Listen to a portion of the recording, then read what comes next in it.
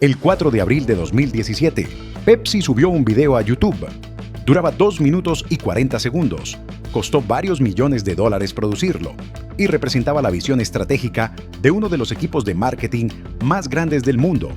24 horas después, Pepsi lo había borrado de todas sus plataformas y estaba emitiendo una disculpa pública. No en días, no en semanas, en 24 horas. El video mostraba a Kendall Jenner dejando una sesión de fotos para unirse a una protesta callejera. Caminaba entre la multitud, tomaba una lata de Pepsi y se la entregaba sonriendo a un oficial de policía. El policía también sonreía. La multitud celebraba. Todo quedaba resuelto. En Twitter, Bernice King, la hija de Martin Luther King Jr., escribió una sola frase: "Si mi papá hubiera sabido sobre el poder del Pepsi, era sarcasmo". La frase se volvió viral en minutos, y lo que siguió fue una de las más rápidas y completas destrucciones de credibilidad de marca en la historia del marketing moderno. Pero la pregunta que Quiebre quiere responder no es por qué el anuncio fue un desastre. Esa parte es obvia. La pregunta que importa es esta: ¿cómo es posible que nadie en el proceso lo detuviera? Si no conoces Quiebre, suscríbete. Aquí analizamos las decisiones que queman o construyen miles de millones para que tú puedas leer las señales antes de que sea demasiado tarde. Para entender lo que Pepsi hizo mal, primero tienes que entender lo que estaba mirando. En julio de 2016, en Baton Rouge, Luisiana, una mujer llamada Yeshia Evans se puso un vestido de verano y caminó sola hacia una línea de policías con equipo antimotines. No corrió, no gritó, solo caminó con calma absoluta hasta quedar a pocos metros de ellos. Un fotógrafo llamado Jonathan Bachman tomó una sola foto. En la imagen, Evans parece completamente tranquila frente a dos policías con casco, escudo y protecciones completas que se acercan a arrestarla. Es una de las fotos más poderosas del movimiento Black Lives Matter. Fue portada de revistas en todo el mundo. Ganó premios de fotoperiodismo. Esa foto era el contexto en el que vivía la cultura popular en 2017. Pepsi lo sabía. Sus equipos de tendencias lo sabían.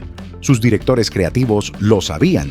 Y en lugar de entender lo que significaba esa imagen, decidieron convertirla en el telón de fondo de un anuncio de refresco. Eso ya es un error de juicio enorme. Pero no es el error más importante de esta historia. El error más importante es lo que pasó antes de que el anuncio llegara a YouTube. Pepsi tiene uno de los equipos de marketing más grandes y mejor pagados del mundo. Decenas de estrategas, creativos, planners, directores de marca, especialistas en cultura y tendencias. Y en 2016 Pepsi tomó una decisión que en ese momento parecía una ventaja competitiva: crear su propio estudio de producción interno, llamado Creators League Studio. La idea era simple y atractiva en papel. En lugar de contratar agencias externas para producir contenido, Pepsi tendría su propio equipo creativo interno. Más velocidad, más control, menos costos de agencia, más coherencia de marca. Suena razonable. El anuncio de Kendall Jenner fue producido completamente por ese equipo interno, sin agencia externa, sin ojos de afuera, sin nadie que no tuviera un interés directo en que el proyecto avanzara y llegara a publicarse. Y ahí está el problema, que ningún análisis de este caso cuenta correctamente. Cuando una idea creativa pasa únicamente por personas que trabajan dentro de la misma organización, ocurre algo predecible. Todos tienden a ser optimistas porque nadie quiere ser el que frena un proyecto en el que todos han invertido tiempo y energía. Nadie quiere ser el empleado que le dice a su jefe que la idea es mala. Las agencias externas existen, en parte, precisamente para ese propósito. Para ser la voz que puede decir no sin consecuencias profesionales internas. Para hacer las preguntas incómodas antes de que el proyecto salga al mundo. Pepsi eliminó esa voz, y el resultado fue que un anuncio que reprodujo visualmente una de las fotos más icónicas de la resistencia afroamericana moderna, con una modelo blanca y millonaria como protagonista, llegó a YouTube sin que nadie con poder de decisión dijera: espera, esto no está bien, espera, porque hay otro elemento de esta historia que la hace todavía más instructiva. Pepsi no estaba siendo imprudente al azar, estaba siguiendo lo que parecía una tendencia probada. En 2012, Nike había lanzado su campaña con Colin Kaepernick, el jugador de fútbol americano que se arrodilló durante el himno nacional para protestar contra la violencia policial hacia personas negras. La campaña fue controversial, pero las ventas de Nike subieron, la acción de Nike subió, la campaña ganó premios. Gillette había lanzado en 2019 su campaña sobre masculinidad tóxica. Fue atacada, pero también generó un debate global que le dio a la marca una visibilidad que ninguna compra de publicidad tradicional podía comprar. La conclusión que muchos equipos de marketing derivaron de esos casos era errónea pero comprensible. Tomar partido genera atención, y la atención genera ventas. Pepsi quería esa atención. Lo que no entendieron es que hay una diferencia fundamental entre tomar partido en algo que tu marca puede respaldar de manera creíble y usar el sufrimiento de otras personas como escenografía decorativa para vender un producto. Nike con Kaepernick funcionó porque Nike es una marca de atletas y Kaepernick era un atleta tomando una posición pública. Había coherencia entre la marca, el portavoz y el mensaje. El anuncio de Pepsi no tenía esa coherencia. Un refresco carbonatado no tiene ninguna relación con el movimiento de derechos civiles. Kendall Jenner, heredera de una de las familias más ricas del entretenimiento, no es una figura asociada con la lucha social. Y la imagen de entregar una Pepsi a un policía para resolver una protesta era una distorsión tan flagrante de lo que esas protestas significaban, que resultó insultante para la misma audiencia que Pepsi intentaba atraer. El Saturday Night Live lo capturó perfectamente en su parodia, que acumuló más de 12 millones de vistas en YouTube. Mostraba a los ejecutivos de Pepsi emocionados, presentando la idea, mientras un personaje en la sala preguntaba: ¿pero esto no minimiza el movimiento de derechos civiles? Y todos respondían que no, que era poderoso, que era lo que el mundo necesitaba. Era humor, pero describía exactamente lo que probablemente pasó en esa sala. Las consecuencias llegaron con una velocidad que pocos anuncios en la historia han experimentado. El video se publicó el 4 de abril de 2017. Las primeras críticas comenzaron en minutos. En horas, #PepsiAd era trending worldwide. Bernice King escribió su tweet. Cientos de periodistas, activistas y personalidades pidieron que lo retiraran. Menos de 24 horas después del lanzamiento, Pepsi publicó un comunicado oficial.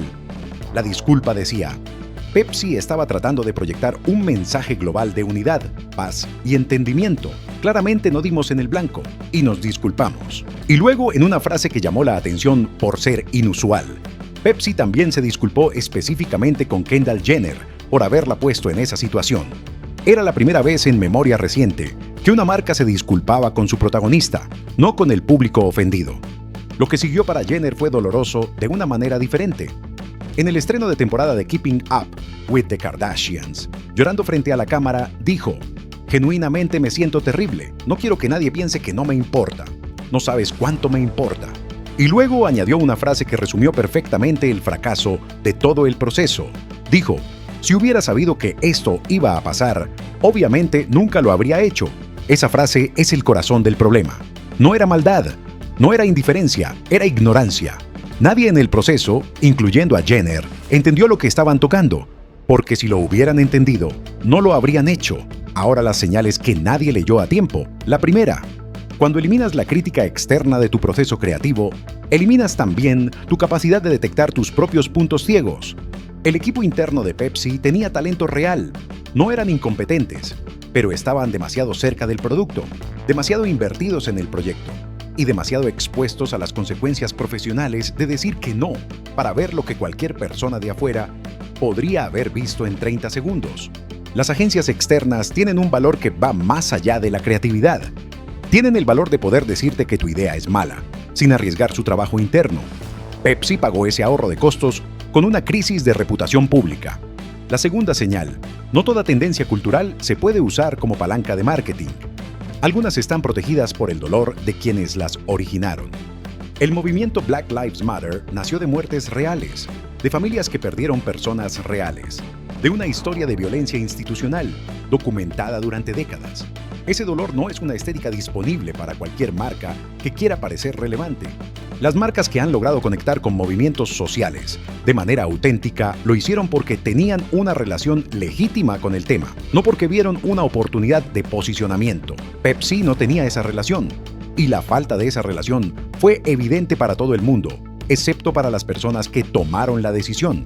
La tercera señal, y la más importante: la velocidad con que un anuncio genera consenso interno es inversamente proporcional a la diversidad de perspectivas en la sala. Si todos en el proceso están de acuerdo en que algo es brillante, eso debería ser una señal de alarma, no de confianza. Las ideas verdaderamente buenas generan debate.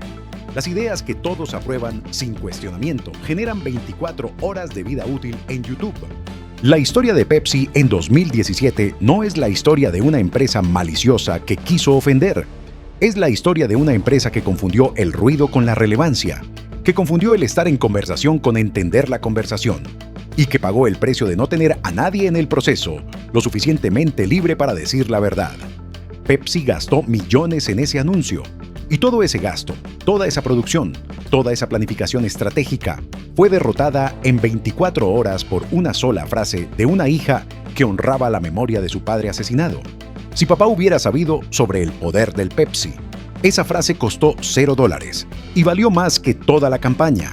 Si llegaste hasta aquí, ya entiendes algo que el equipo de Pepsi aprendió demasiado tarde. El consenso interno nunca es evidencia de que una idea es buena. A veces es evidencia de que nadie en la sala tenía suficiente seguridad para decir la verdad. Suscríbete a Quiebre. Nos vemos en el próximo episodio.